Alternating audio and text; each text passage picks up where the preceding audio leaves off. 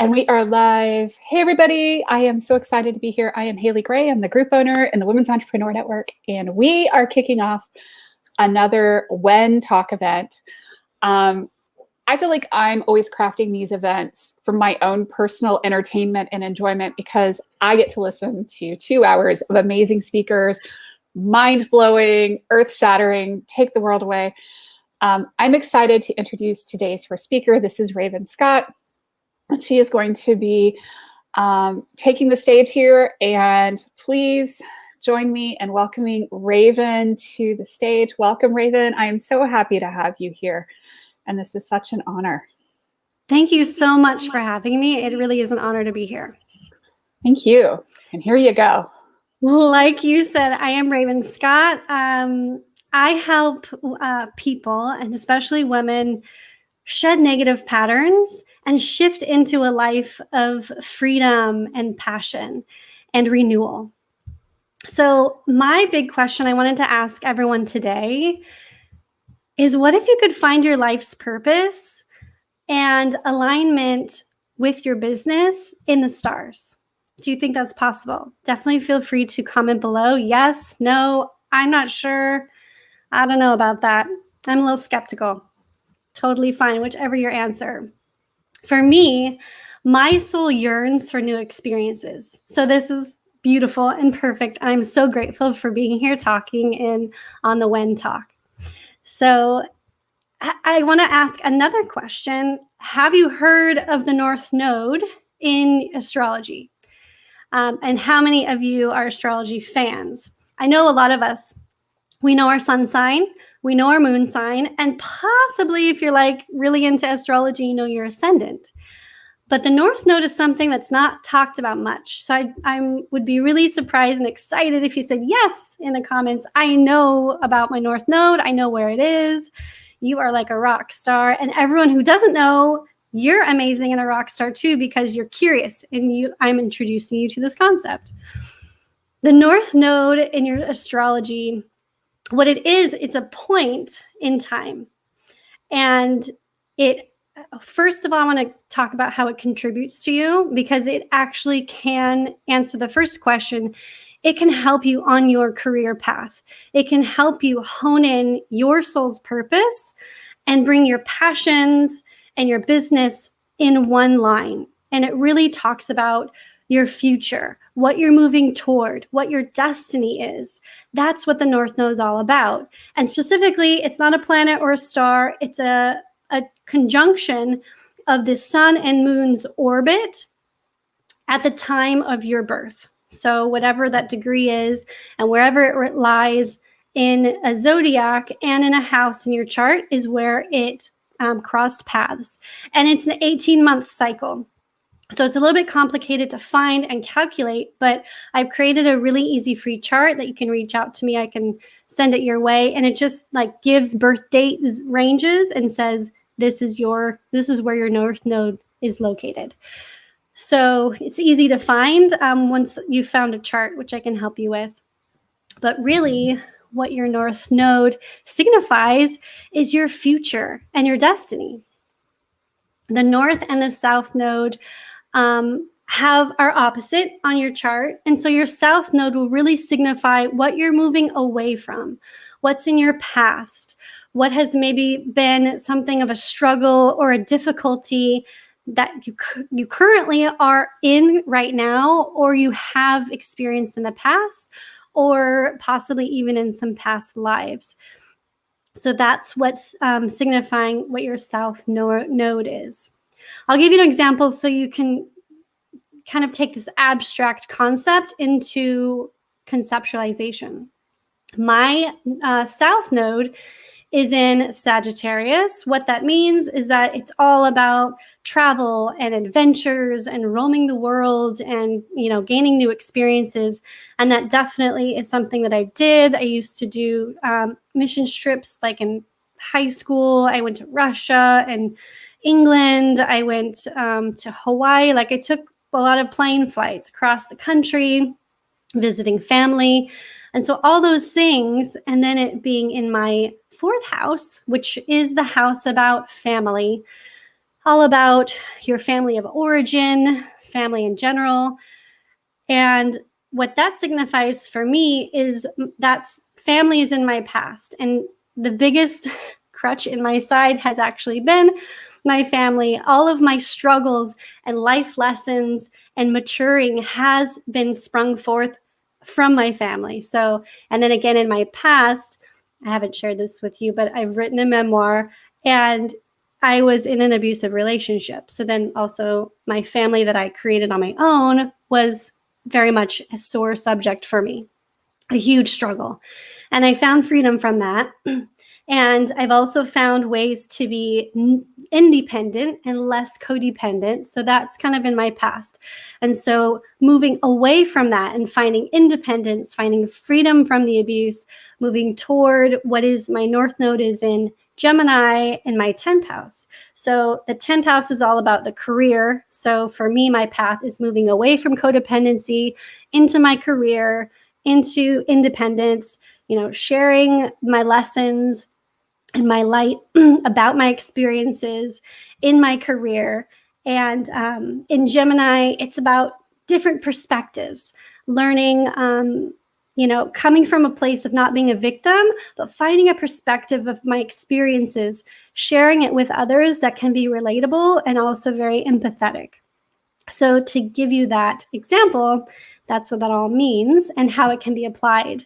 And another really great role model that I look to is Maya Angelou. And for example, her North Node is in Gemini and in her 10th house. So that kind of gives you an idea. She really took this from a place of being a caged bird, her book, right? Bringing perspective and poetry and beauty out of that suffering into sharing with other people how to overcome their struggles. So that gives you that perspective. So what is the impact on yourself when you're not sharing your gifts? Another huge question I want to ask you to think about. What is the impact on yourself when you're not sharing your gifts, your passions, your light? It takes energy actually to hold back your beautiful self. It takes energy, and it's exhausting to protect from shame and from blame, from displeasing others. It takes a lot of energy to people please. I can personally attest that. It's exhausting.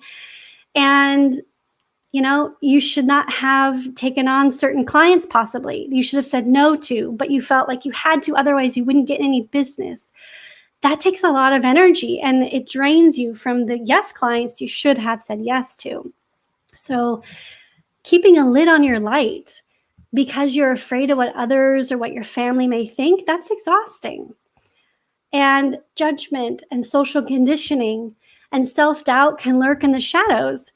But don't beat yourself up about it because it's primal, it's instinctual, it's survival, right? Even though we've evolved away from being back in the villages, back in the tribes of the old days, where if you were kicked out of the culture or kicked out of the village, that literally meant death. That doesn't happen now, but mentally we understand, but physically our bodies and that wound is still very intense. And so we react in a very triggering way. And we work really hard to make sure that we don't get kicked out socially, that we aren't judged or shamed or blamed. So all of these forms of trauma in our past and the negative thoughts and doubts that we battle, this can occur in our current life. Like I said, it comes from that deeper wound accumulated through the ancestral line as well. So what if you could reclaim that fire back? What if you can come from a place of not worrying about imposter syndrome, shame or blame, self-doubt?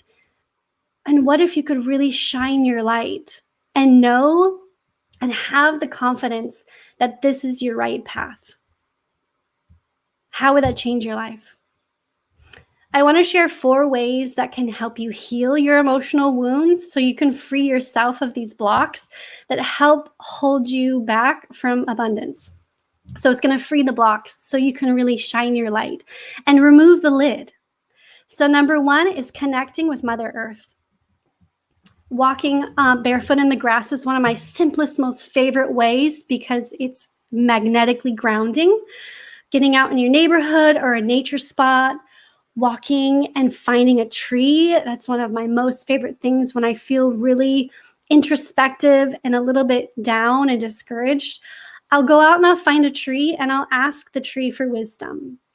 Any tree that I feel is pulled to me, and I'll touch it and I'll feel grounded and I will listen to the tree. And it might sound crazy, but I've got some really amazing wisdom pieces from just being with the tree. And it's usually your intuition. It's not like the tree talking to you, but you're grounding yourself and you're connecting to Mother Earth. So one other thing that's my favorite that we do every full moon circle that we host in our group is the transmutation ritual. So what that does is it uses all the elements of the earth, fire, air, and water, and you're writing with your lead pencil everything during the full moon. Moon is the symbol of emotions. So usually during the full moon, our emotions are exaggerated. They're at its fullest. And so you take that emotion you're feeling at the fullest, you write it out, get it all out, and you connect where you felt that before first. Maybe it's, when you were 7, maybe 14, what have you. And then we safely burn it. So you transmute it up to the universe and the ethers. And then you wash and you cleanse that away. And it's so powerful, so powerful. The second thing to do is to shed the fears and expectations of your family, society, and whomever has put expectations on you through an inner child meditation. So again, I have that as well for free. Amazing. So it's one of the most powerful ways to heal your past wound. And your inner child is that person within you that emotionally is stuck. Sometimes we've had trauma or, regrets or just conditioning that kind of gets you stuck in a certain age emotionally.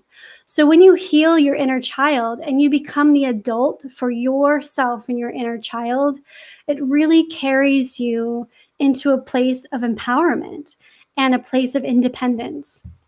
And it possibly can be triggering the beginning of this meditation for those who have experienced trauma or anything that just a lot of resentment towards your family.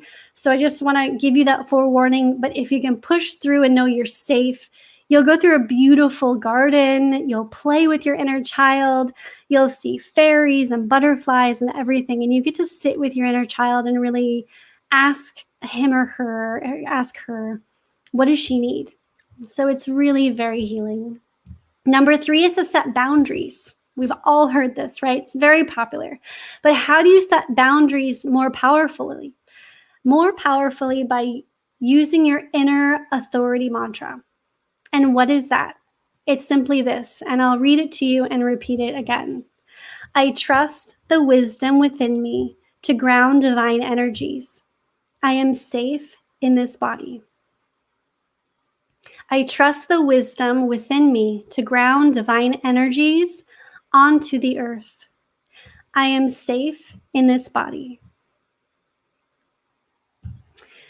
And number 4 is finding your destiny through the North Node medicine, like I was talking about. It is under discomfort and pressure that diamonds are formed, just as in our shadows and past wounds of our life lessons have formed wise gems that we can collect and carry while we move toward our future. You find your North Node theme, and you will find clarity and guidance on your path and forming your passion business that will thrive. So, what are you giving your life force to, anyways? Feel free to think about it, journal it, comment below. Is your soul's passion and business, are they aligned? What if you could blow the lid off your fears and anxieties and give your life force to your passion business? And when you give, the universe gives back fully. What if you could do it without feeling the fear of peer pressure, comparison, imposter syndrome, and persecution. This lives in our bodies, this fear of all these things. It's not in our minds because we can push forward and we can push through. From the past, your wounded maiden it's just a reverberation of time passed down through generation and generation.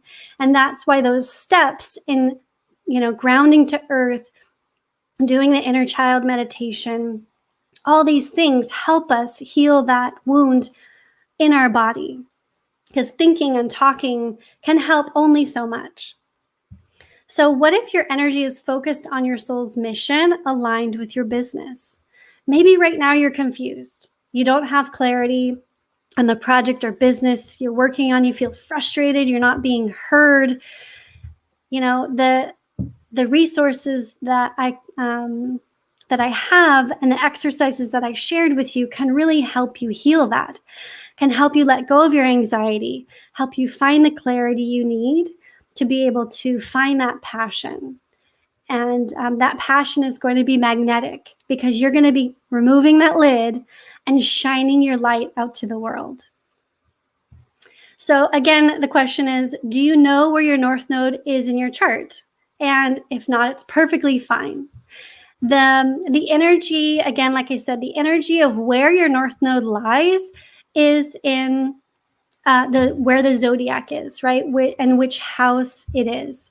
So if you would like, I can share just a tiny paraphrase of each of the zodiac's energy. So then once you find it, again, you can reach out to me to find it, but there's lots of different charts that share with you where your North Node is. So I'm just going to quickly read paraphrases. So if your North Node is in Aries, your soul wants to find courage. And it's excited to explore and even be stressed out in order to bring forth an independent and courageous side of you. If it's in Taurus, your soul craves peace and serenity in this life, loyal lover, a good music and romance to remind you that life can be good and beautiful. If it's in Gemini, your soul longs for new experiences. Life is breaking you open to enlarge your heart, releasing old constructs. If it's in Cancer, your soul yearns to feel and heal. You've come into this life with a talent of knowing how to survive and being practical and adapting to making a living. Now it's time to soften. If it's in Leo, your soul yearns to come forward, to take chances and to own the center stage. Somewhere in your past, you may have lost a joyful sense of play and spontaneity, and now it's time to recover your exuberant self-confidence. If it's in Virgo, your soul yearns to bring order, harmony, and practical healing into your life. You have a unique ability to visualize an ideal and know that what needs to be done to bring it into reality. Libra, your soul yearns to achieve serenity. The thrill of the hero's journey is strong in you. Nurture cooperative relationships and finding release of the opposite masculine and feminine. Scorpio, your soul yearns to relax your concerns around money, security, and possessions. Leave superficial people-pleasing behind. You are meant to look deeply into the underworld. Sagittarius, your soul yearns to explore. Coming into this world with the talent of seeing multiple points of view, it is important to hone in and integrate your experiences. Capricorn, your soul yearns to become independent. Integrity is key to your life with your inner compassion as you develop self-control and self-care. Aquarius, your soul yearns to dance to the rhythm of your own drum. You care deeply about humanitarian ideas, and you need to risk the disapproval of others. Pisces, your soul yearns to soften your analysis and go with the flow. Dare to make mistakes and be compassionate and forgiving with yourself. So in conclusion, you can find clarity on your soul's purpose and get clues that are often that you're on the right path.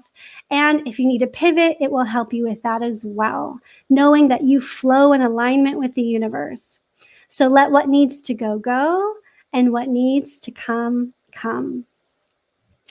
I am Raven Scott with Unlock Your Destiny. You can find me on Facebook at Women Empaths group, as well as Unlock Your Destiny Raven Scott on Instagram.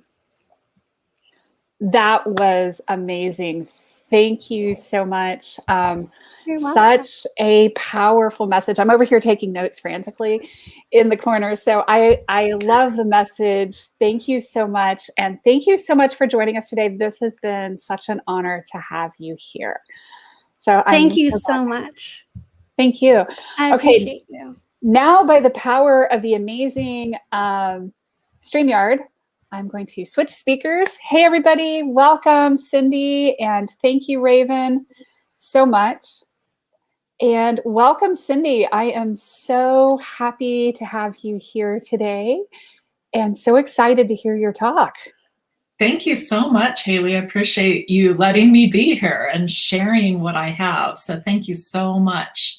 Very cool. And with that, I'm going to give you the stage. And I'm going to be here. And so don't think I'm going to disappear, but welcome so much. Happy to have you here. Fantastic, Haley. Thank you. So yes, thank you so much. Again, I am Cindy Kerr. I'm a certified health coach and a master's in counseling. And I want to share with you a little bit about health and wellness today, because it is something that many of us struggle with, and yet specifically wondering why it is that, and I don't know if you're like me, but I have had those moments, those ups and downs where I've eaten well and then I didn't eat well. I've exercised regularly and then I don't exercise regularly. And we have these ups and downs. And why is that? Well, I want to talk about the importance of self-worth and self-talk and how that impacts our health and wellness. And a lot of times when people think about health and wellness, they think about, oh, just exercise or just nutrition. Yet it encompasses so much more than that. So Dr. Sears, who I got my training from, he talks about health and wellness being lifestyle, exercise, attitude, and nutrition. It is all encompassing. And I'm going to focus mostly on our attitude and our thinking today, and a little bit about nutrition. So I want to take you back into a little bit about my story and how my self-worth, because you're probably wondering too, how is it that we begin some of that negative thinking, some of that negative self-worth, right? So I remember all the way back, and these are just a few little snippets, but one day when it was my very first day of grade school, so I'm talking young, I remember getting on the bus with my beloved stuffed dog. And it was my first day, and I brought my stuffed dog, and the kid sitting in the front seat grabbed my dog, ripped its ear off, and I just burst into tears. And I cried the whole day.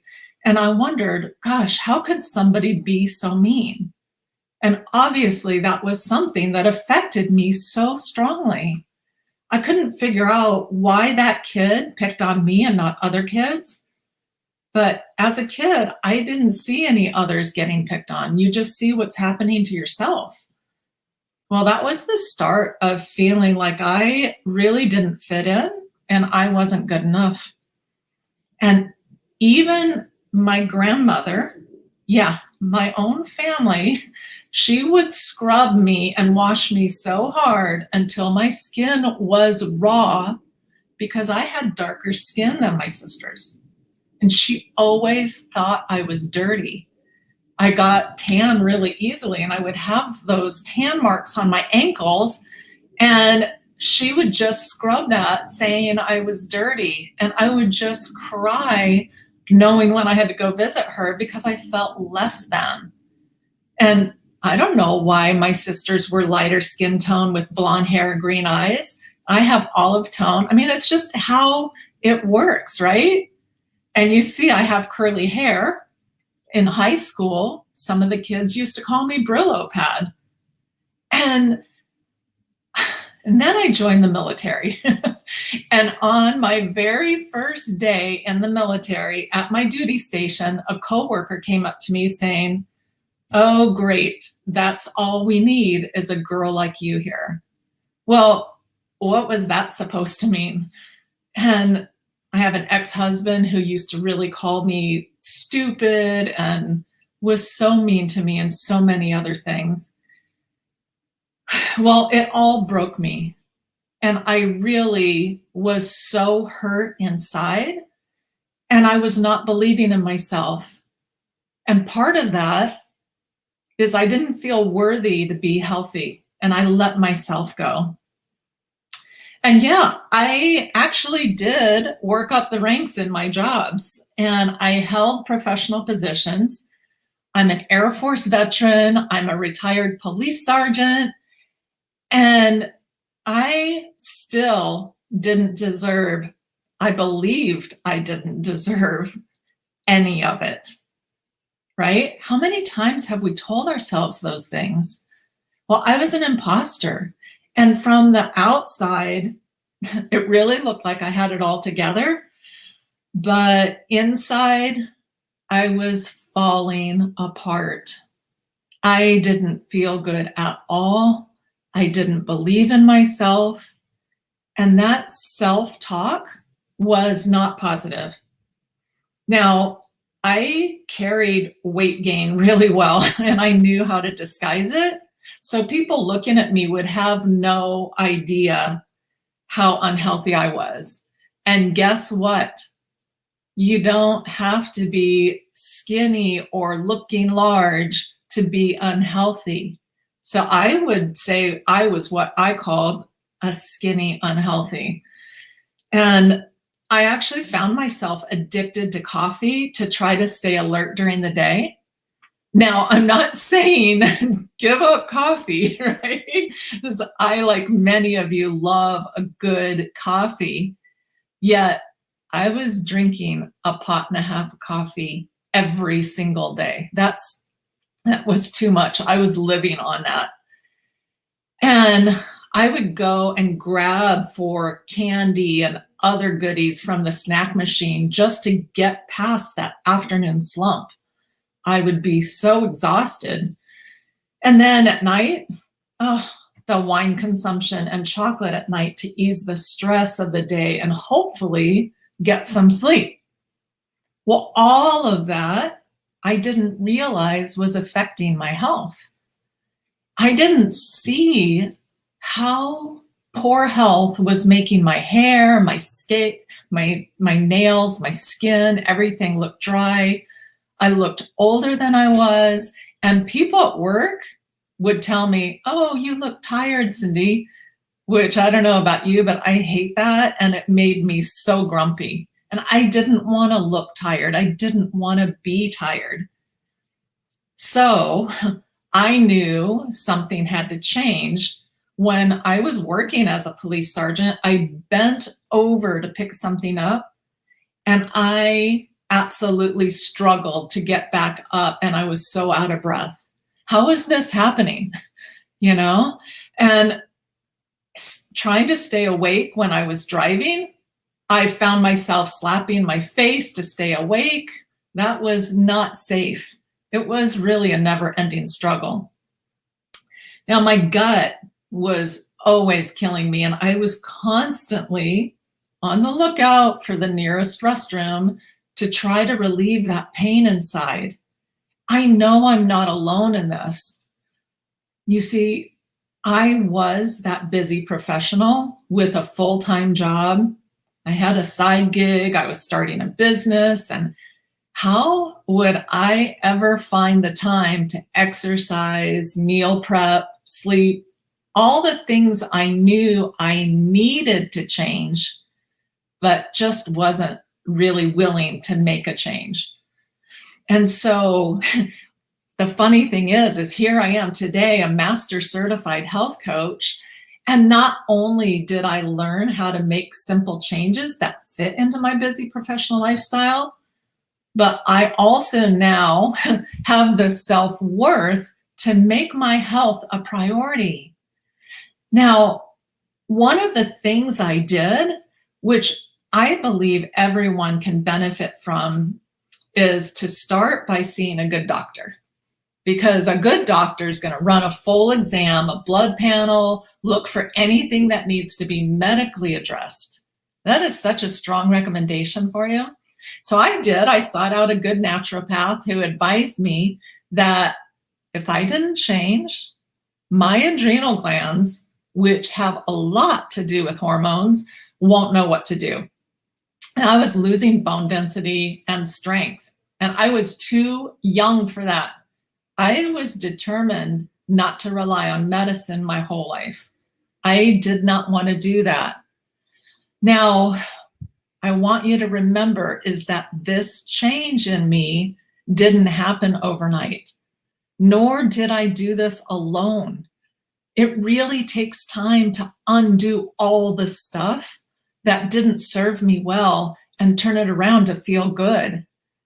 It doesn't have to take as long as others as it did for me.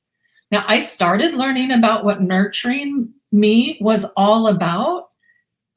Like I said, not just with what I ate, but everything to do with health and wellness. And I realized along my health journey, so many other professional women were experiencing a similar path as me. I mean, we are putting others first. That seems to be the common theme. We don't take care of ourselves. So I made a pact with myself to start with one change at a time. And I thought, oh, I'm going to exercise, I'm going to diet, and that's going to do it. Yet again, I found myself bouncing back and forth, exercise, diets. It was a real roller coaster. And so I wasn't being consistent. And that's when I had to figure out what was stopping me. Why did I keep falling back into my slumps? Well, I want to just talk real quick about nutrition, and then we're going to get to the mindset. So when it comes to nutrition, I found that everyone seemed to be that expert and had a passion for their particular diet and their particular exercise program. I thought I knew what healthy food was, but boy, I was wrong on so much of that. I even discovered that my favorite fast food chicken sandwich contained a harmful ingredient that was damaging my body. I can tell you, I was devastated. Now, I'm not saying to never eat at fast food, but I am advocating for good choices. And for me, what I learned was to keep it simple. Eat more whole food and eliminate or reduce what doesn't serve me well. Now, I needed a professional to teach me what foods to absolutely avoid and what foods are the most nutritious. And I also learned certain tips, like what Dr. Sears calls the rule of twos. So it's eat twice as often, eat half as much, and chew twice as long. So I'll say it again because it's kind of like one of those, oh, let me think about that. So eat twice as often, eat half as much, and chew twice as long. So it's a really nice little tip that you can get started with. Now, I found that when I was busy or stressed, I was in such a hurry to eat. So having little time to eat, I tended to quickly gulp my food down and be off to that next thing, and even eating in my car. Sound familiar? So for me, this habit started in the military when they actually trained us to eat quickly and they rushed us off to the next task. And when I ate out, the portions are definitely much larger than what my stomach naturally could handle. So I learned that my stomach is naturally the size of my fist. Imagine that. not the size of the plate my food was served on. So I learned about healthy snacks that give me sustained energy, that keep me feeling full. I learned about what a brainy breakfast is, which is really something that helps me keep my brain focused and clear. So I changed my habits, right? And habits form as we do life. And being aware of them is what helps us make simple changes to serve us better. Now, I heard a wise person say to me, when you want to be successful at something, get a buddy. Surround yourself with people who inspire you to be a better person each day. And I found someone to guide and coach me along my journey. And I believe everyone can benefit from a coach. Now, one of the aha moments I had was learning to pay attention how I was talking to myself. Yeah, talking to myself, and not necessarily out loud, but those inside voices, like when you hit your head on something because you accidentally ran into it and you say, "Oh, Cindy, you're such a klutz," or "that was stupid." When in reality, accidents happen. I learned how to turn that around and say things like, "Oh, that hurt," or "I didn't see that," and just laugh it off. And this pertains to all things and how that silent voice inside commands us when we don't even realize it. And this takes practice to pay attention to and turn it around, because you see, all the years of hearing those words I talked about before that broke me down, I didn't realize how we internalize those and we subconsciously believe those words. And those became a part of me, but I was changing that. Now, a key factor to making lasting changes is that positive self-worth.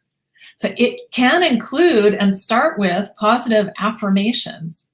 So for me, I wrote down positive affirmations on index cards and read them out loud to myself in the mirror every morning and every night. And one affirmation I created for myself that may benefit you is, "My worth is more than what anyone else thinks of me." And another one that really I love so much is that God made me perfect in His sight, and I am worthy of what He has in store for me. So it seemed uncomfortable at first and fake when I read these out loud to myself. But then I learned to believe it. And it's a great way to start a journey to better health. And for me, I give God all the glory for my success and growth every single day, because it's through His strength that I have endured my health struggles. So I'm happy to report to you that I now feel more energetic. I don't have any more gut pain. And I feel so much younger than before. And my doctor even tells me now that I am her healthiest patient. So one of my clients actually told me she learned so much about food and how it affects her body and changing habits. And she just is making positive changes. And another one told me she loves feeling like it's her best birthday every single day. So a common question I get is, "Cindy, how do I connect with you to learn like positive changes?" And so what I did is I created a text that you can message me, the number 2021 to 520-815-5526. And I'll send you a form so that you can answer how I can best serve you, whether it's through weekly wellness tips or you just need some support. So again, text 2021 to 520-815-5526 to be included. And I just want to finalize with, I am worthy, and so are you. And I love that you can look in the mirror every day and love the perfectly unique person that is you. You deserve to take care of yourself. So thank you. Thank you for letting me take some time here today. I think you're muted, Haley. Of course I am, because I muted myself in the background. Thank you so much. This has been an awesome presentation. And so true. I remember starting my own health journey and barely being able to walk to the end of my cul-de-sac and back. I did 2.5 miles yesterday. Good. High five. Thanks. High five. Yeah, over rocks and tree stumps and up and down hills. So it was a lot of fun. So I'm a big believer in the power of health transformation and that it is totally possible. So welcome and thank you so much. I have really appreciated having you here. And next, we are going to bring up our next speaker onto the stage. And welcome, Shruti. So glad to have you here. Thank you, Haley. Thanks for having me. This is a lot of fun. It's a lot of fun. Yeah, and it's like in the middle of the night. So what time is it where you are? It's 4 a.m. It's 4 o'clock, almost 3:45. Bless you. Thank you so much for being here. I am honored that you are up at 3:45 in the morning to do this talk. My pleasure. This is awesome. Welcome, Shruti. And I'm going to bring the stage over to you and let you have the stage. I'm so glad to have you here. Thank you. Thank you, Haley. Hello, everyone. I am live from Melbourne, Australia. It's like I said to Haley, it's 3:45 in the morning, but I'm loving being here. Thank you, Haley, again for having me. And thanks, everyone, for joining me today. Now, I sat and thought about what I should talk about today and came up with like a zillion topics. But what stuck with me was my desire to share my journey with you of starting my leadership coaching practice, Shruti Molly Coaching, with you, and the personal growth that came with it. It's a bit raw, it's unedited, and it comes completely from the heart. We're all entrepreneurs here, and we've all had to overcome so much to be where we are today. And I want to share with you my story. I hope I have your permission to do that. My name is Shruti. I say it with so much pride today. Lots and lots of pride. It wasn't always like this, you know. It's taken a while for me to feel like this. It's been a bit of a bumpy ride to get here. I think I'll start from my childhood so you can get a bit of an understanding of where I'm coming from. I was a really happy child, free-spirited, not a care in the world. And you know, most children are like that, isn't it? I remember I always did what I wanted to do and could never be coaxed into doing something I didn't want to. I was a very determined little girl. I grew up in India and I live in Australia now. Things were quite rigid in terms of culture and rules back in India. Everyone's given a straight line that you need to walk on. It's the same straight line everyone's given. If you deviate a little bit, you're either labeled as wrong or misguided. And back then, there was no space for personal expression. No one would argue. Now you would argue, how could you walk a straight line all the time? Believe you me, there are people who do it now, and they do it without questioning the system. But well, the question now is, did I? Oh my God, no. My lines were, how do you explain it? If you think of a bunch of wires all intertwined and it looks like a ball, that was me. But then this served me very well back then because I lived life on my terms. I did what I wanted to because I connected to it and wanted to do it, not because someone wanted me to. And that made me really happy. Now, at that point, did I worry about if I made others happy? Probably not. I was just very, very young for that. It's easy to rebel and do my own thing at that time, but the advice and the conditioning is the way you're brought up, you know, the teachings as you're a child and your parents kind of put everything in you, your school, the peers, your friends, it's all conditioning. So the advice and conditioning I was being given was all just being soaked in without much thought. To give you a brief overview of my life, firstly, I didn't get through year 12. I chose a diploma in fashion, which was the only viable option at the time. And thank goodness I had a keen eye for design. Imagine if I didn't have an eye for design. Disaster, right? I wouldn't know what to do from there. But then from there on, I went on to do a master's in fashion and came out of one of the best fashion schools, and I came out very successful. I then changed my focus to retail design. I excelled at it. Through all of this, I was having great fun. I turned retail design into an 18-year career and brought home big fat paychecks because of it. All this sounds good, right? But within all of this was lots of setbacks, at least between the ages of 13 and 22. I'd lost everyone's trust. I had to rebuild myself on my own. I had no one to turn to, and I had absolutely no one championing me. That was a very lonely feeling. But you know what? Inner strength, self awareness is a thing of wonder. It allowed me to reconnect with myself and allowed me to believe that anything is achievable. Although I think when you're younger, this belief is so abundant and it's so easy to tap into. But then now I think about it and I think, when did I lose the power of self-awareness? When did I stop believing that I'm enough? When did I start caring about what was good for others and not for me? And when did I start feeling shameful of who I was and what I did? Now, when did my perceptions of myself change? Think about it. I'm sure we've all felt this at some point.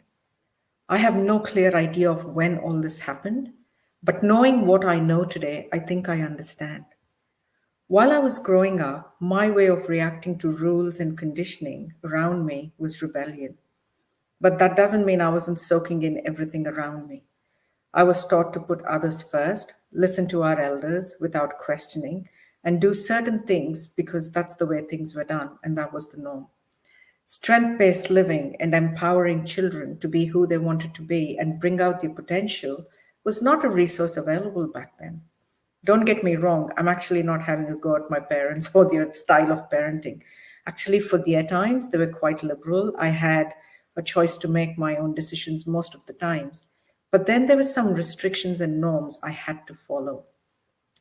What I'm merely stating is our childhood conditioning plays a massive role when we're adults. It's kind of like a vicious cycle because things we're discouraged as children, we don't like to own them as adults. And if we do come across it, we feel guilty for owning it. And we also project our limitations onto others, and we don't want them owning them either. You see the vicious cycle here? I'll share an example with you. I was taught to live within our means. Wealth is not important in life. The mantra I was taught was to study well, get a secure job, rely on a sustainable paycheck, and everything else, like running a business, was a skill set that we as middle class people did not have access to. And you know what? That's exactly what I did. I studied, I got a job, I did really well for myself. And even without me realizing, I think you've realized by now that my conditioning had come into play. We've touched on conditioning and the rules and the norms society puts on us. Now let's talk about the roles that we take on in our lives, such as, playing the hero or a scapegoat, or the biggest one we all play is a people pleaser. Have you wondered why we adapt these roles and put on a mask or a facade? It's a very interesting concept. And there is a model in coaching called the core, crud, and crust theory. And it explains the roles we play quite well. The core is where your self exists, like your actual self. Self actualized people and self aware people always come from the place of their core. This is why they exude confidence and are successful in anything they do. It's where your strengths live, your truth and security lives, and it's where you feel connected, thereby bringing about passion in everything you do, and you have the drive to do something and do it your way. But then external factors such as fear of failure, rejection, pain, judgment, etc., they all set in. And this stems from the four universal fears which we should be aware of is the fear of not being enough, the fear of not belonging, fear of not being loved or being judged. And to protect ourselves from these fears, we develop a layer around us called the crud. I call it the crud. And then we think we can get rid of this crud because we're so desperate to get into the core, but it only causes further stress and anxiety and disconnection because we've formed this crud. And this further stress and anxiety and disconnection results in us protecting ourselves with a thicker layer around us. So we put on a thicker layer, and I call it the crust, which is merely the roles we take on to mask who we are really and to showcase people that, hey, look, this is me. This is me. I'm still trying to operate from my core, but it's not. And we do this because we want to be accepted as part of the society. But who does this actually serve? Think about it. No one. But there is a benefit, if I can quote it, like, benefit to all of this. We always have an excuse for not doing something. We have a place to hide.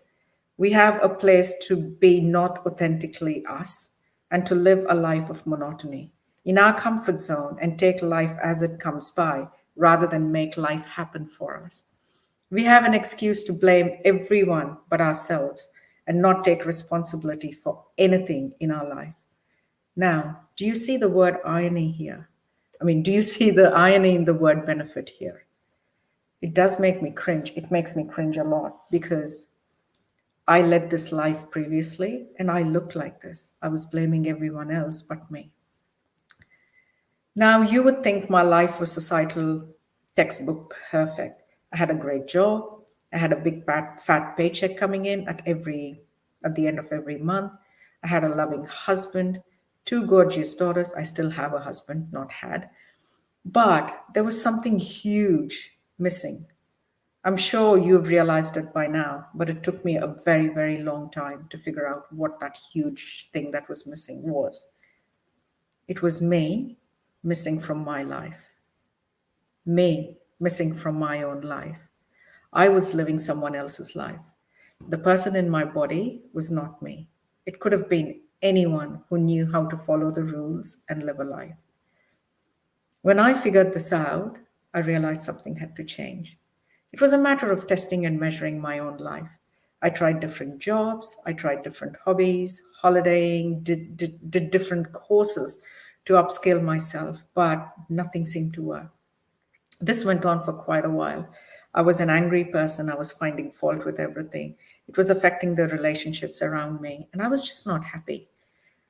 But I still had people who cared about me and loved me, regardless of who I was and who I'd become. There was a side of me that still cared. That was funny. I am a funny person. And I always wore a smile. But somehow nothing came naturally. I had to make an effort. I was avoiding the real feelings and emotions, and I developed such a thick crust around me. So I needed to build a secure relationship with myself. I needed a two-way relationship to give my body what it needed, and in turn for my body to give me what I needed. I needed to embrace it. I had to stop lying to myself. I had to stop finding excuses and be there for myself, back myself up, regardless of any situation. I had to stop feeling shameful of who I was. And I realized I was the only person who could effect that change in my life. And for that, I had to change my perspective, celebrate my wins, achievements, rather than point out what was missing. I really wanted to be the leader of my life rather than just react to events that was happening to me. I hope the people who are listening, you resonate with a few things that I'm saying here. So realizing this was one thing, and then putting it into action was a whole different thing. I knew I had to do something. So where did I start? Where do you think I start? I tapped into Mr. Google. I asked Mr. Google a question. How do you find fulfillment in your career? Again, due to my thought process and conditioning, of course, I thought I was doing something wrong with the roles, and I had to do something completely different that would fulfill me.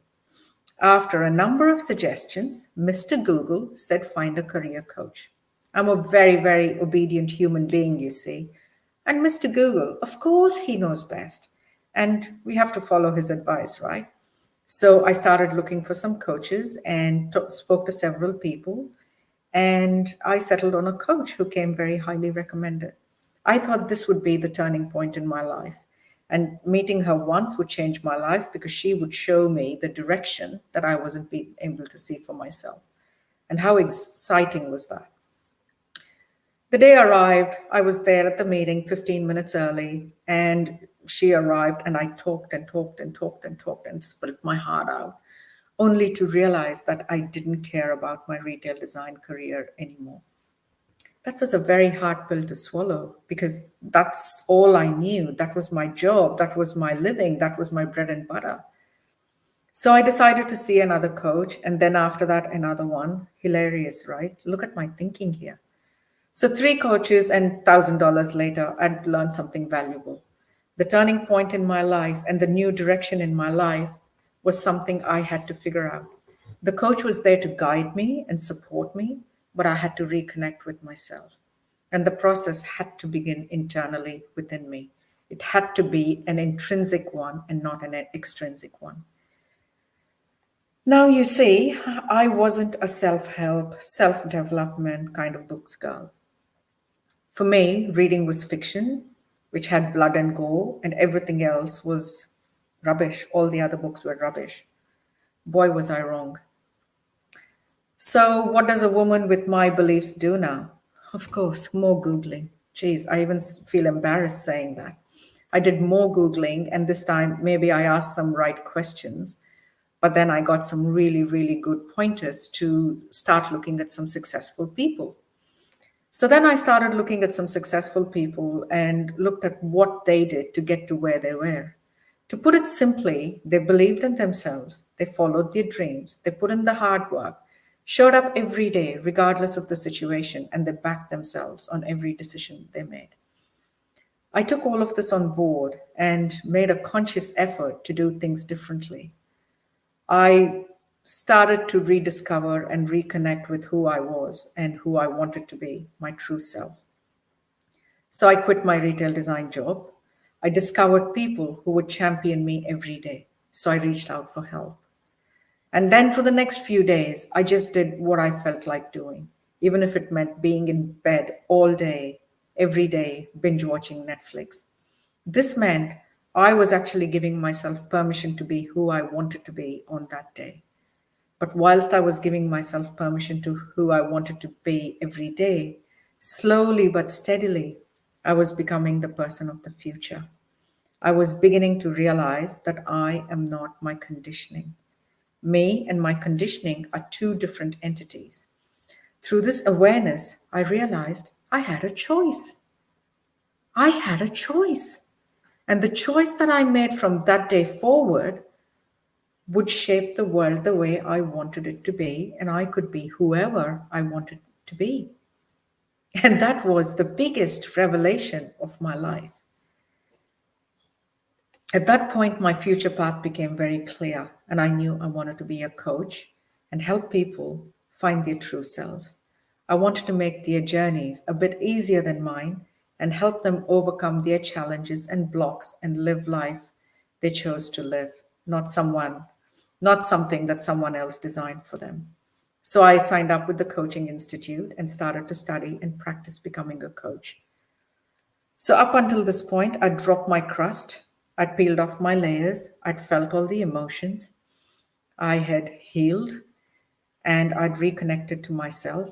I had tapped into my strengths. I had connected with the real me. And for once in my life, I was not afraid to do new things. I was ready to embrace uncertainty, and I was willing to put in the effort to make this happen for me. I was going to do what I wanted and what made me happy. I had somehow developed this secure relationship with myself where I was listening to my body, my emotional needs, and I was giving my body all that it needed. And in turn, my body was giving me the strength, the mental power, the creativity, the resilience, everything that I needed for me to begin this brand new journey of my life. And how awesome is that? The biggest thing to remember here is that our body is designed to feel every feeling. It's designed to feel every emotion, and it stores every single one of them. The moment we allow our body to feel and experience them, the body heals and it gives back in abundance. Anyways, I haven't looked back since joining the Coaching Institute. I've modeled successful people and do everything they would do. I believe in myself. I have a dream. I put in the hard work. I show up every day, regardless of the situation. And I back myself up on every decision I make. I have a coach and I also have a mentor. They support me in my journey, and I'm constantly challenging myself. I now proudly own Shruti Mauli Coaching, and I specialize in leadership and business coaching on one side and personal development coaching on the other side. They both go hand in hand. I work with small businesses and leaders within the business, and I also work with C-suite executives. And I'm having so much fun whilst running this business. I am living my dream, but more importantly, I'm changing people's lives one at a time. I'm fulfilling my purpose and I'm living my purpose. Is it perfect? Is anything perfect on this planet? No. Is it a struggle? Of course it is a struggle every single day. Is everything I do successful? No, it's just a test and measure on a daily basis. And does everyone around me understand and support me? What do you think? Of course not. It's a big no. But what matters is I know my purpose. I know my values and I know my beliefs. I now live life by my design and stems from my purpose. It's a fulfilling life. I'm the happiest I've ever been, and so is my family. Now, this again is a very good outcome, but I'm not at the end point yet. I'm not even 20% of where I want to be, and I don't know what it looks like yet. But I'm happy to embrace this uncertainty. And I have put in a conscious effort every single day to make life happen for me and not to me. Some days, it's probably easier to just go back to old ways because I know that so well. I can repeat that every day. But who's going to lose from that? It's me and no one else. Well, in a roundabout way, what I'm trying to say is there is a lifetime full of learning and there is a lifetime full of self-discovery. As you evolve as a person, take some time to know the person you're becoming. Don't let go of any stage without knowing who you are and who you're becoming. Embrace every part of you like I've embraced every part of me. It doesn't matter. Everyone has a formula. Figure out your formula and do what works for you. Reach out, ask for help, seek support, and talk about your feelings and emotions. And don't do it yourself. You don't need to do it all by yourself. Give yourself to be just you and only you. Don't compare, please. Everyone's journey is different. Everyone's compelling factors are different. And doing what you do, the way you do, is what makes you uniquely you. I will repeat that. Doing what you do, the way you do it, is what makes you uniquely you. If you want to find your purpose and in your life and live life aligned to your values and finding yourself and your ideal self, get in touch through my Shruti Mauli Coaching Facebook page or send me an email on Shruti, which is SHRUTI at SHRUTIMOULI coaching.com.au. That's Shruti at shrutimaulicoaching.com.au. Before I go, I want to say thank you for your time and say nothing is impossible until you think it is. And always, always live life on your terms, unleash your potential, and live your dream. Thank you very much. Thank you. That is such a beautiful message. Thank you for speaking today. We have some people that you've definitely touched. Beautiful message. And finding our purpose and our passion and our path in life is a wonderful way forward. Thank you for joining us today. Thanks, Haley. Thank you so much. And thank you for getting up at 3 o'clock in the morning to come and join us. It was my absolute pleasure. Thank you. Thank you. And with that, I'm going to switch to our next speaker. Thank you, Susie. So glad to have you here. Hi, thank you. I'm so happy to be here. Thank you, Haley. This is awesome. So this is Susie Gutierrez, and I am so excited to have you here. This is, I think, going to be a little different. So welcome. And with that, I'm going to give you the stage. So happy to have you here. Thanks so much, Haley. This is wonderful. Thank you. So I want to start off by asking you a question. And that is, have you ever wanted to do something so badly, but you've been afraid to take that first step, that first leap of faith? I know for a lot of us, like myself, it's our business. It's taking a leap of faith with our business. Now, today you've heard various speakers talk about overcoming those limited beliefs and finding something within you to be able to overcome these fears that we have sometimes and experiences, traumas that we might have been through. And so for me, that journey all started about 15 years ago. See, about 15 years ago, I entered into the construction business. And the construction industry is not something that is very friendly to women, especially because it is a male-dominated field. Only 1% of women make up individuals who work in construction. And that's including architects, engineers, developers. I mean, even less women who are out in the field, right? And so for me, not only was it a male-dominated field, but I was clueless. I was scared to fail. I was scared to be ridiculed. I felt intimidated. I was overlooked, belittled, I mean, you name it, harassed on site by so many people, even including people that I worked with. And so that's a tough place to be. And so when I talk about fear today and overcoming fears that we have in business, I really want to get to the nitty-gritty of how do we conquer that giant? Because let's face it, it's a big giant. A lot of the decisions that we make on a day-to-day basis are, you know, do I want to take that leap of faith? Or, well, I don't know if I should, because it could be very scary. And so let me rewind a little bit. See, something I didn't share with you was that my partner, my business partner, has been my husband. And so being in business with somebody that you're in love with, being in business with the man that, or your spouse, whoever it is, it's even more challenging, your significant other. And so for us, our beliefs were very different in so many ways for a very long time. He was, as you say, women are from Mars, men are from Venus, right? And so working together just took it to a whole different level. And so one day we had a visit from a couple who was coordinating life insurance with us. We were excited. We were finally going to sign up for life insurance. And this couple that came to our home, they happened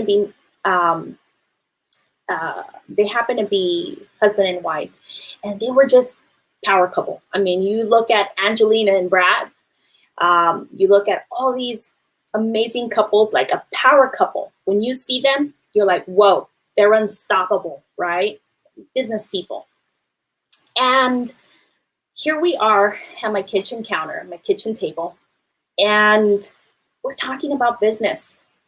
And here I am thinking, I know what I'm talking about.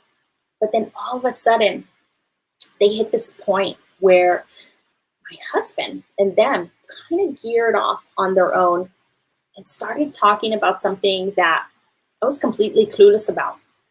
They started talking about this little thing called The Secret. And I'm sitting there like, what on earth are they talking about? What is this limited belief that they're discussing? What is, what on earth are they talking about? I had no clue.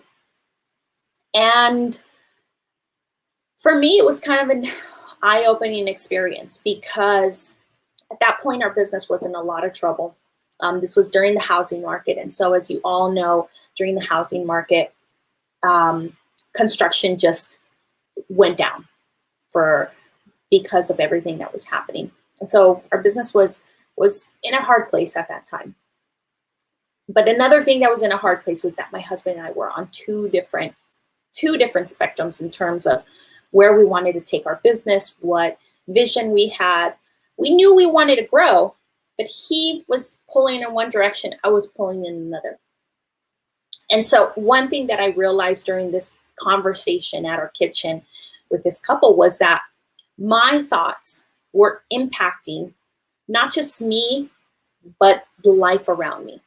See, I had a lot of limited beliefs when it came to money, when it came to success, in terms of what it is and what it means. And a lot of us have those.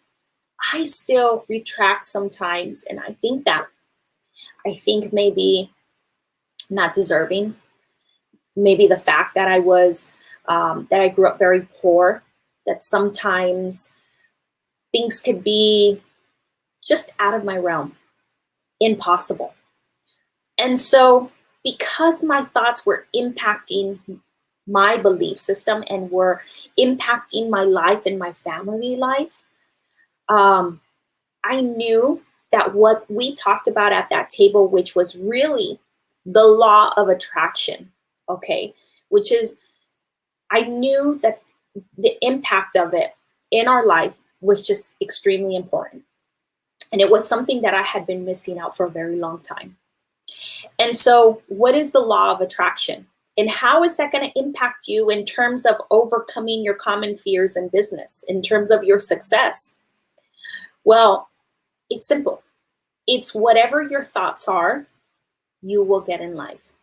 Okay. And so I don't want to go into this crazy mumbo jumbo and give you more information than what the base is of everything, and just keep it simple. And that is the simple truth. And that is that whatever you think is going to become in your life. And so a lot of times when we have those fears, that's what becomes of our business. And so don't get me wrong, this is normal. Everybody has fears in their business. But I do want to ask you a question. And that is, do you have limited beliefs in your business? And how are those holding you back in your company, in your business, in your small business, in your service-based, in your product-based business? Some of the common fears that we have are those of failing, maybe of ridicule from other people that we know, maybe people in our lives. Some of the speakers that we heard earlier talk about that. They say, not everybody's always on your team, right? And so it's hard. It definitely is hard. I know for myself, coming from a male-dominated field, it's been very difficult because there's really been no other women for me to reach out to and say, have you been dealing with this? Not until recently, when I started joining different communities of women in construction. Maybe some of your fears are wasting your time. I know for me, for a long time, I was told that I was wasting my time, that I would pursuing government work, changing gears in our company was not going to be, we were not going to be successful in it because we just simply didn't have the experience. And so even though that was true, we didn't have that full experience that we needed. I knew that we had to start somewhere, okay? And so maybe you're afraid of opposition. Again, maybe negative beliefs from other people, from people who are maybe in the same business that you are in. And so today I want to give you a few tips. I want to offer you some tips on how to overcome that fear. And it's easy. It's going to be simple. It's only 2 small life hacks. And these are based on my experience that I've found to be so helpful. And the first one is going to be decisive. Be decisive. Do not procrastinate. I know we're all procrastinators. I know it's easy to postpone things. I know it's easy to say, I'll do it tomorrow.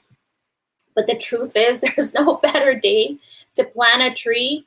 There's 2 days that were good to plant a tree, and that was 20 years ago, and the next one is today. And so if you don't start today, what other day are you going to have? See, there's no promise for tomorrow. And so do not procrastinate. Be decisive and start now. Have a whatever it takes attitude, whatever it takes. If that means staying up late, getting up a little bit early, I know we all hate that, right? That's hard. But be courageous and have the big vision in your business. See, when about 6 or 7 years ago, our company switched gears and we decided to completely stop doing residential and go only for government contracts. It was scary.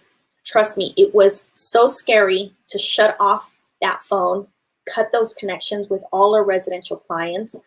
But we had to do it because we knew there was better potential in terms of expanding our business to a different client base.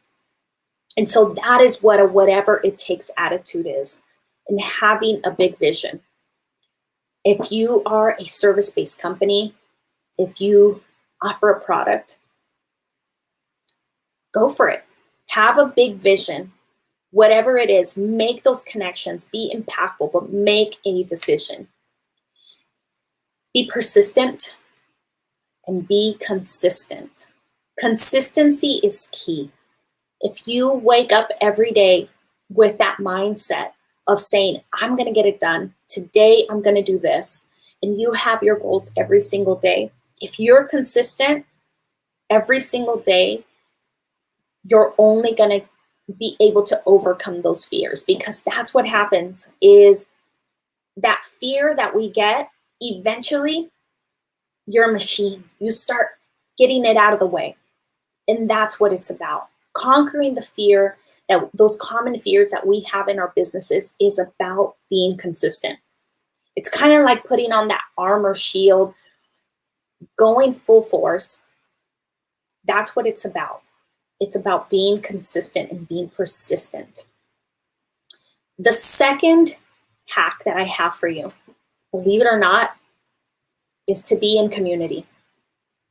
Some people call it mastermind. Some people call it a team. Some people call it a tribe. Whatever you call it, be in a community. Join a community. I talked to you a little bit about how my husband and I were on completely different spectrums in terms of where our business wanted to go. If somebody would have told me, get on the same page with your husband and you will get there faster, I would have done it the day that I met him, the day that I started working with him. But I didn't. It took me a very long time to do that. And so joining a community is so important in terms of overcoming those fears. Why? Because if you're anything like me, I'm still afraid to walk in the dark. I'm still afraid.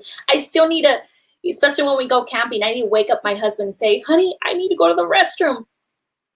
But when there's two people or more, you're automatically braver. You automatically see those goals and know that they're reachable, right?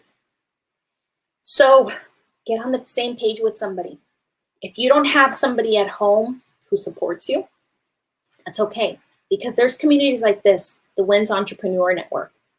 There's mastermind groups. Build a team, collaborate. Think of the communities that you're currently in and what you're getting out of them. Are you meeting other people?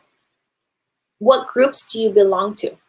And even commit to 1 hour a month just to meet with a group of people that are on the same boat as you. Other business owners, you know, they always say the struggle is real. It really is. And it's even harder when you go at it alone. One of the things I want to point out is collaborate, cooperate, don't compete. The 3 C's: collaborate, cooperate, Do not compete. When you join another group of individuals who are just the same as you in terms of the desire to grow their businesses, your mindset will change completely and you'll be able to overcome those fears. See, to worry about your business is to just pray for what you don't want. That's what worrying is. And worry is a part of fear. So I want to just sum it up with one thing, and that is that there's no such thing as perfection. Earlier, the speaker right before me actually said that. And she mentioned that there's no such thing as perfection. We all make mistakes. We're all going to have our hurdles that we have to overcome. But instead of trying to be the best, just do your best. And really, that's the simple truth, is instead of trying to be the best, do your best. So with that being said, I want to say thank you. Thank you so much for having me today. And this was a lot of fun. Thank you. Thank you so much for being here. And that was an awesome, inspirational talk. Yeah, it's amazing that power of mastermind and groups. And yes, I have a cat problem. Oh, your baby. And my computer crashed in the middle. So it's been good. And thank you so much for being here today, Susan. I am so delighted to have had you here. This was awesome, Haley. And I just want to say thank you so much. You know, I talked about community and how important it is. And really, I want to just tell you, thank you. You've been such an inspiration, and just everything that you do for the community is incredible. I mean, really kudos to you. I love you. So thank you so much, Haley. Aww, thank you so much, Susan. I'm just honored. Thank you. You're amazing. How did somebody go about finding you online? Well, you can go to www.easybizinc.com. That's Cool. the best, easy way. Yeah. Awesome. Thank you so much. Thank you, Haley. Have a great day. Thanks again. You too. Take care. And our next speaker. Hey, Joe. Good to see you. Hey, Haley. How are you? I am doing really well. Jinx says hi. Jinx is a tax deduction. Jinx is a tax deduction. Yeah. Glad to have her.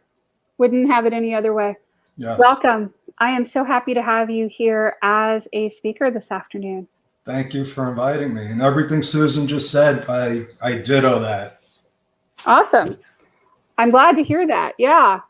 Thank you. So with that, I'm going to give you the stage, and I'm going to make you the big presenter, and can't wait to hear your message.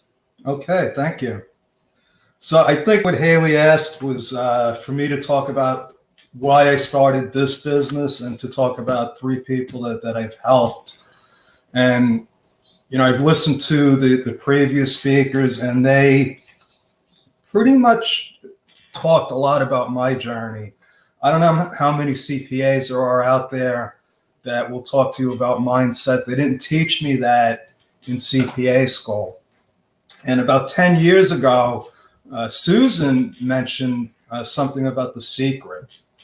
And at the time, you know, I was fairly successful. I was always fairly successful in my business, never as successful as I wanted to be. Always trying to find the secret formula. You know, how do you become rich and happy? Because I've seen too many people that were rich and not happy. And I've seen a lot of people that weren't happy and not rich. So I learned a long time ago. So there has to be a balance between being rich and being happy. And it had to do with mindset. You know, all the stuff I knew about business, all the taxes, I could advise my clients on how they could save money, how they could scale their business. But to be honest with you, you know, I was like the shoemaker's kids with no shoes. And that's how a lot of entrepreneurs run their businesses. You know, we have the digital marketing experts that don't have any social media accounts. And I was no different. I was an entrepreneur trying to figure out how to run my business. And I came across, I watched the movie The Secret, but I have to dig deeper. And what I found out was The Secret was the result of Rhonda Byrne reading The Science of Getting Rich. And that was one of the turning points for me, because what what the science of getting rich taught me was that there's enough out there for everybody. There should be no competition. Okay, it's not about, can I do taxes better than somebody else? Can I charge less? It was a whole 180 shift in thinking. And it was more about who could I serve and how could I serve them? And I had to look at my business and I said, if I continue this way, I'm going to keep getting the same results. I'll be fairly successful. I'll drift through life, not really making a difference. And yeah, that's what I want to do. I want to make a difference. I want to leave a legacy. So I went on a journey that brought me to something I would call the dark night of the soul. It was about 2 years ago. I was in a bad place. My business was great. It was booming. I had big clients. I had, revenue. I was growing, but I was miserable. And I had this epiphany that I looked at the people I was working with, and they weren't good people. I was helping rich people get richer. And that wasn't going to do it for me anymore. It didn't matter how much money they paid me because I had a hole in my soul. And at the same time, I was doing some market research. Like I said, I wanted to scale my business. I didn't want to own a job anymore. It was a good job. Believe me, I had a lot of fun. I made my own time. But it was just lacking. It was just lacking.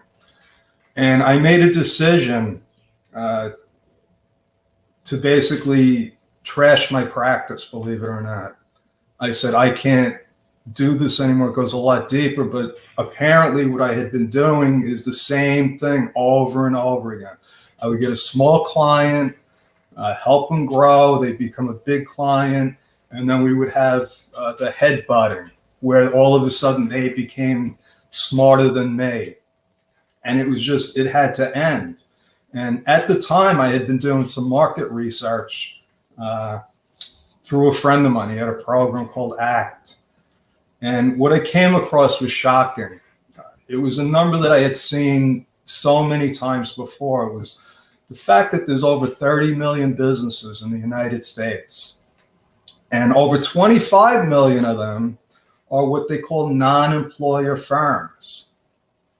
Now, I always took that as, well, they're businesses that only have themselves as employees. In other words, they're entities, because that's what CPAs work with. We work with S Corps primarily because that's the best way to do business. But non-employer firms, and this came from the SBA, non-employer firms means that they're sole proprietors. And it was like lightning struck me, because I know that doing business as a sole proprietor is the absolute worst way to do business. It's the worst way to do business for a number of reasons.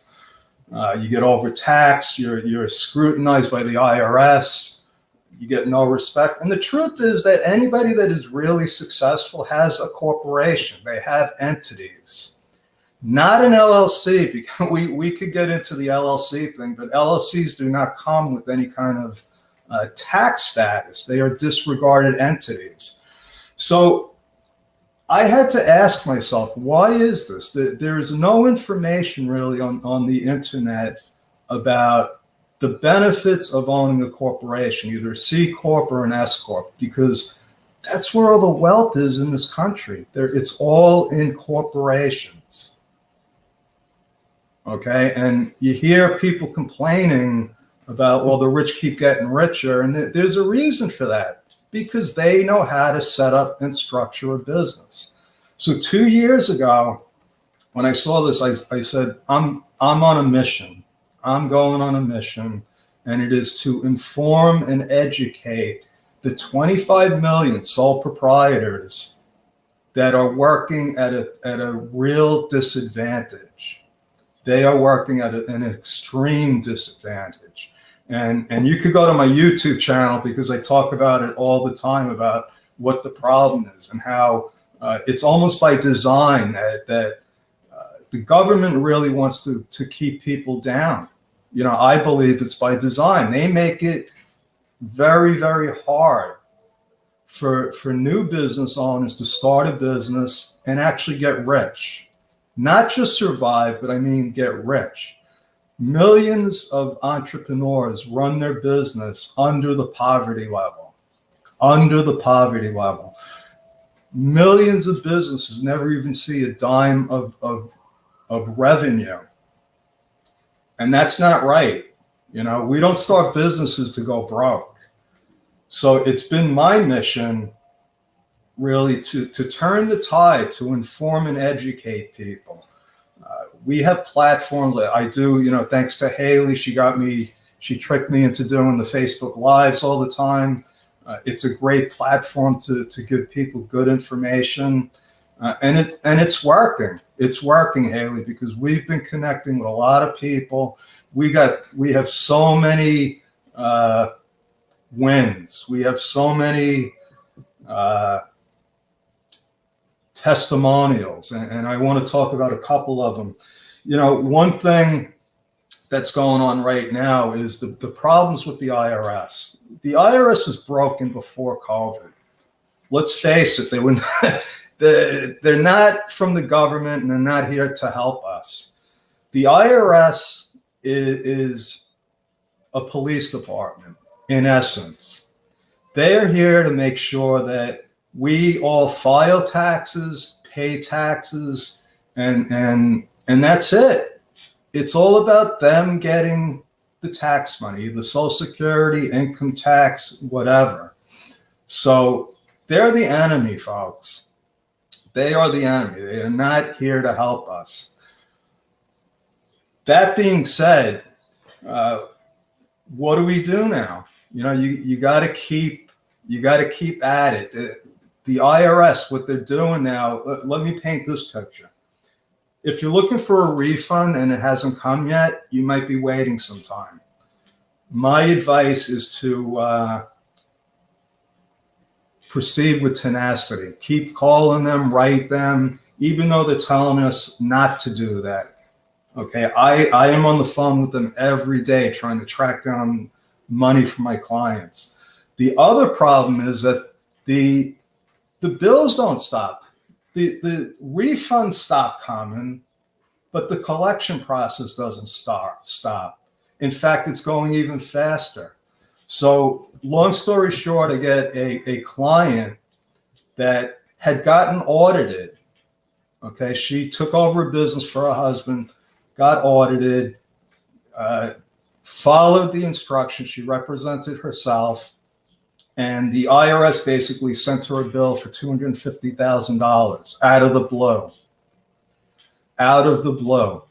When I looked at the case, I realized there was a lot wrong with this. She got audited because her accountant, I don't know where they learned how to do tax returns, but it was obviously going to get audited.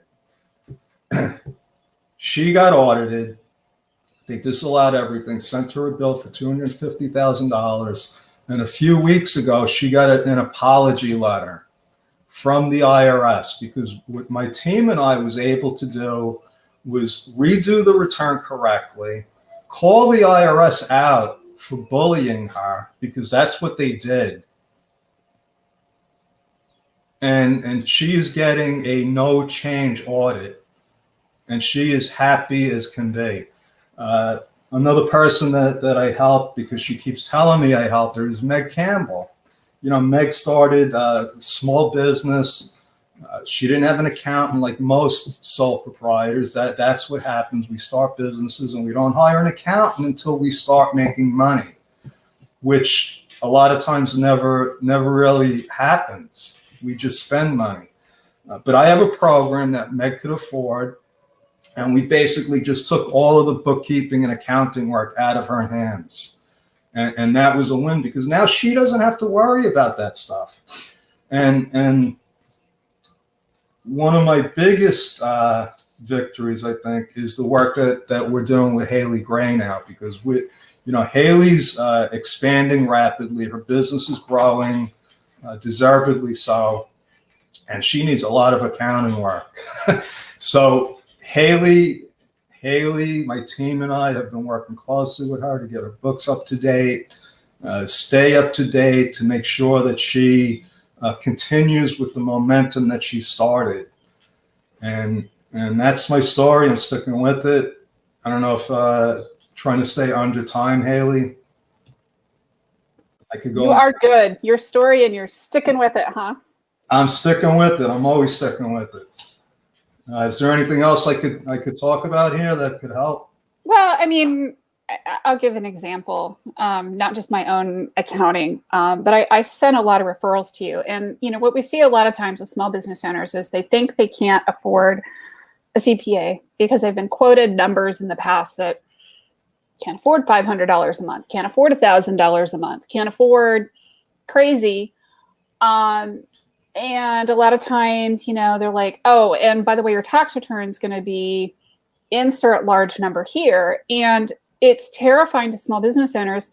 So they end up doing it themselves and not getting the accounting expertise they need along the way to know what's a deduction, what's maybe you can't use that. Are you remembering to take everything that you're using in your business, you know, as part of your business expenses? I sent a referral to you last week. You came back to me and raved because she was, she had paid somebody quite a bit of money, and the person took her money and blocked her on Facebook. And, you know, Joe had to come in and clean up the mess. And, you know, very compassionate, very responsive, doing what he needs to get done. And I think he's going to have a raving fan for life out of this client. So I am, you know, really excited. And I consistently refer clients to Joe because that's the feedback I get every single time I send somebody to him. Oh my gosh, he's amazing. He gets results. He's helping me save money. Oh my gosh, did you hear I could get money back on this, or I got this grant, or I'm doing the other, and Joe's helping me find money here. How cool is that? It is cool, you know, and thank you for the referrals. And you know, I had to go back and say, like, why is this? Why are there so many sole proprietors? And it is, you know, I'm a CPA. I'm in this for business. Right. And I think most CPAs have the mindset of they got to charge $300 an hour. And I understand that. Mm-hmm. There's a market for that. They need big clients with big revenue. But I decided that I wanted to serve. I want to serve people. Mm-hmm. And I'm still in business. I still got to make a profit. Yeah. But we came up with ways to make it affordable for people. Absolutely. Yeah. And that's what you do is you find a way and you make it affordable and you work your way around it and you make it so that somebody can actually grow their business, afford to pay your rates, and grow and sleep at night. You know, I love the woman who, I think it was your first speaker, she said she had to take a leap of faith, right? Mm-hmm. And that's what I've done. And it's working. It's working. Beautiful. You are doing such a great job. I am so glad to have you here. And so glad to have you in the group. And y'all, if you're thinking about, you maybe aren't sure if you need a CPA, you need a CPA. You should talk to Joe. Talkwithjoe.com or is it timewithjoe.com. There you go. Or they could sign up for my mastermind group. There you go. Very cool. Thank you so much, Joe. This has been an honor. And I'm so glad to have had you here. And I'm going to, by the magic of StreamYard, bring our next speaker up to the stage. Another longtime friend. Thank you, Joe, and welcome, Mirtha. There I am. There you are. I keep clicking the wrong things and my computer keeps crashing. It's been awesome today. I believe it has. How are you, Haley? I'm doing well. How are you doing, Mirtha? I am doing well. Thank you. Thank you. Thank I you. was listening to a little bit about Joe and yourself. It's awesome when you have great feedback like that, especially when you're referring. Yeah, absolutely. And he said I tricked him into doing live. Everybody keeps saying I tricked them. And I'm like, I maybe didn't tell you the full extent of what it was going to do for you, but I did tell you it was going to be good for you. Exactly. That's awesome. Well, I am going to give you the stage and let you present your topic, my amazing, fierce, awesome friend. Welcome, Mirtha. Well, thank you, Haley. Thank you so very much.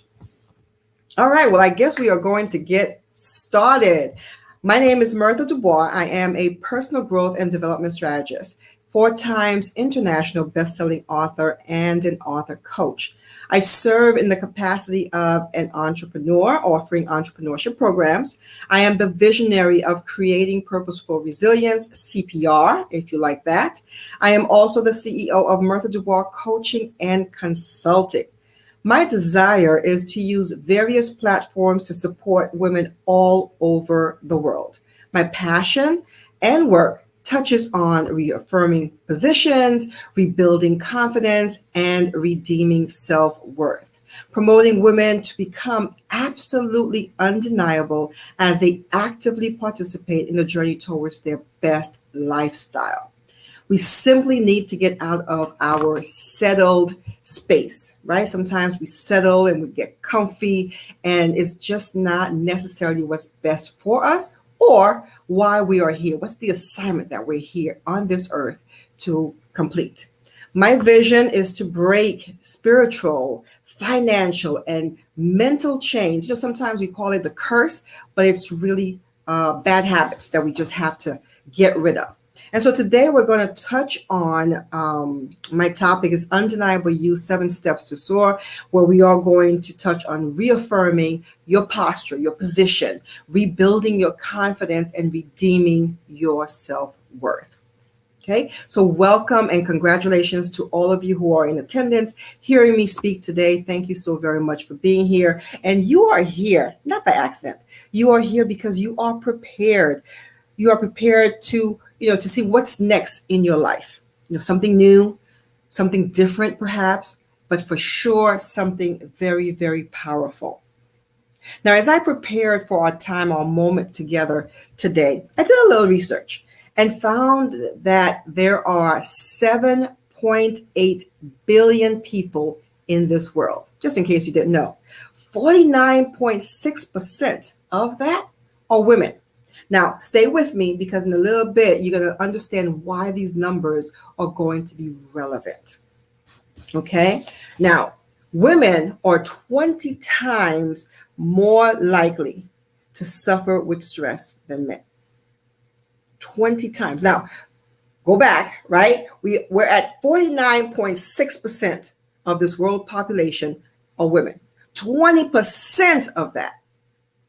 That's a big chunk. Right? That's a big chunk of numbers. And over the last 5 years, that stress level for us women have increased. That is why the numbers are relevant. Note to self, you, that's right, you are not alone. And the signs and symptoms of stress circles around affairs of money, emotional well-being, and our physical state of mind.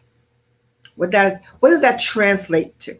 Well, that translates to we don't have the right steps in place to keep us moving towards our best living. We just don't have it. And because we don't have it, we keep wanting to add on more, thinking the more that we have on us, the better or the most that we will accomplish. And that's not the deal at all. The more that we have on us, the more pressure, the more times that we need to take a step back, the more times that we need to say, wait a minute, I need a break, or your body just crashes and says, I'm taking a break. Therefore, our success rate overall is affected in everything that we do. Things that we take on, things that we just let die on the sideline. So we have to be extra careful, very careful, that we do not get frozen in our situations. And that's where a lot of us seem to be. We get frozen because it's like, what do I do? I have all this stuff that I got to get done. What do I do with all this stuff, right? And sometimes that superhuman, superhero, superwoman does not really work for us. As a matter of fact, sometimes just the mere thought of being a superhero might hurt us, cause us more harm than good, because we just don't know when to say no or when to say enough. Okay? So I did a little bit more digging, and I found that we Americans spend over $700 million per year in self-help and self-improvement books.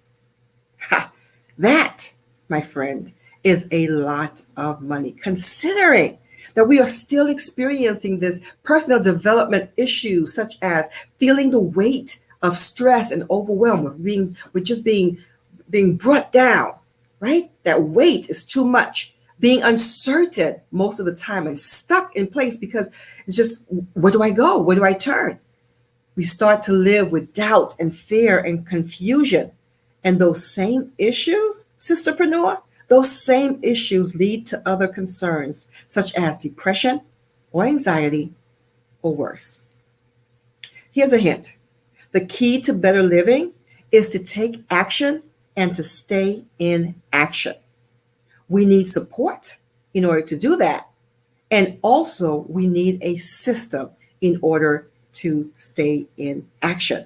And we desperately need to have clear vision, because we need to know which direction are we heading into. Because we don't want to just end up anywhere, right? We have to know where we're going so that we know when we get there. Otherwise, we'll end up just nowhere. Now, know this, and I'm not laughing because of your situation. I'm just laughing because it's just the thought of it, though, right? The perception of it. We start to move and we're thinking that's okay. And don't get me wrong, it is okay to take action, but we have to take the right type of action. Fair enough? Okay. Listen, life by itself is not the true gift. The true gift is how we live the life that we have been given. So if we spend the majority of that time just boggled down, overwhelmed, frustrated, then we are not living our best life, and we are not using the gift as it was intended. So let me ask you a question. Have you ever wondered what your life would be like if you had less stress despite the chaos in the world? And it's going to happen because life does not discriminate. Life just keeps coming at us, and sometimes harder than other times. Have you ever wondered what your life would be like after, everything in your life just kind of settles down? Do you have that vision, that crystal ball, if you will? Have you ever wondered how much better your life can be if you did have a blueprint for success overall? Because we're not just looking at one area of your life, we're looking at all areas of your life. Your family life, your relationship life, your finances, your fitness, right? Mentally and physically, your mindset, your spiritual area of your life.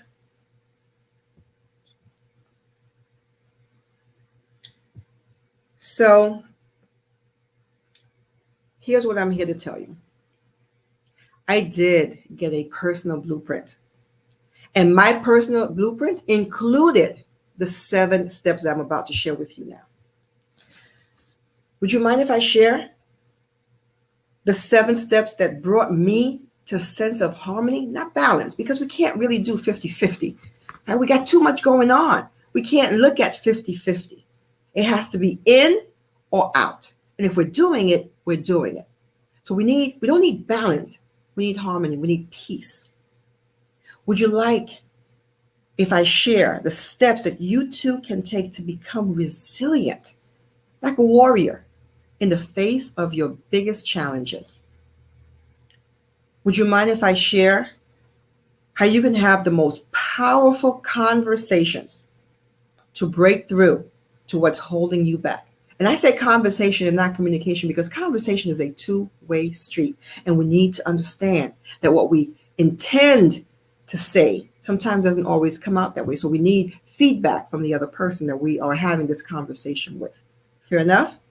Thank you for saying, share, Mirtha, share. Please share. So I'm going to share with you, but in a moment, I want you to discover how you can go from confusion to clarity.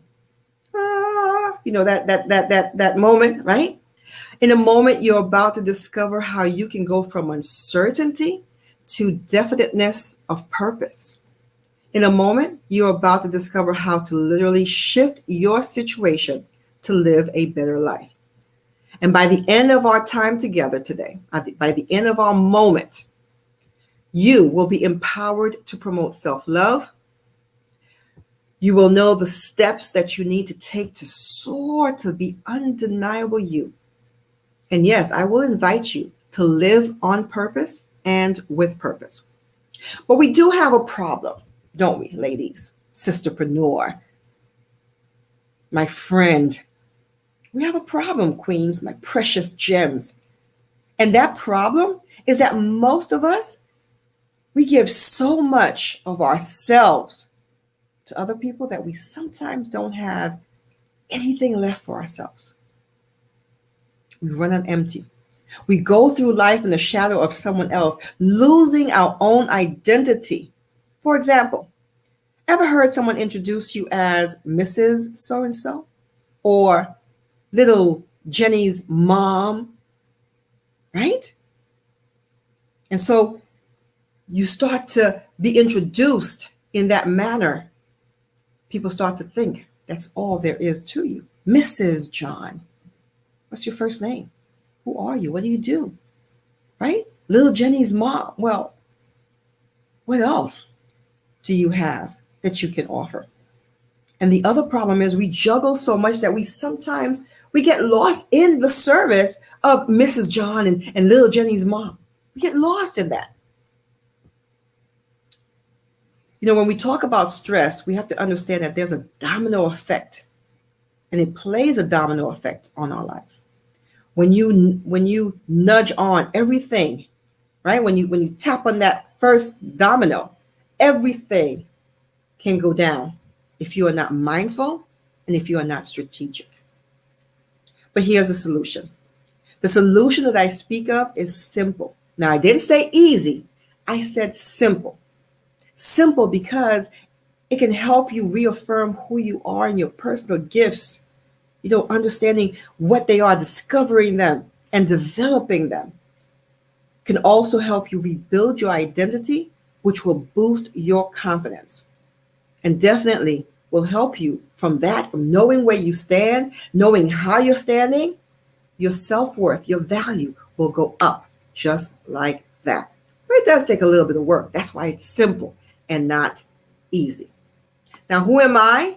And why do I believe that I have the solution?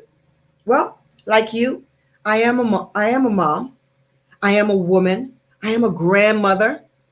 And yes, indeed, I am that savvy, loving, sincere leader, passionately dedicated to educating, elevating, and empowering not just myself, but you as well. And because I have the experience of where you are right now in this moment, in this chaos, and I got to the other side by the use of the personal 7 steps that I used for myself. Do you mind if I share a personal story with you, just so you know where I was? Thank you for saying yes. You see, I was married for 20 years, had 3 children, full-time job, projects, deadlines, after-school activities. You know how it goes. Does that sound similar to what you're going through right now? Because at one time I thought I could do it all. Yes, I lived that superwoman fantasy for a little bit. So I'm sure you can relate. You see, for me, keeping it all together meant that I had to keep it all in. And like so many, I wanted to keep up the appearance that, you know what, Martha can do it. She can do it all. Well, it was only a matter of time before stress manifested into panic attacks. And for those of you who don't understand what panic attacks does or what it is, let me share my experience.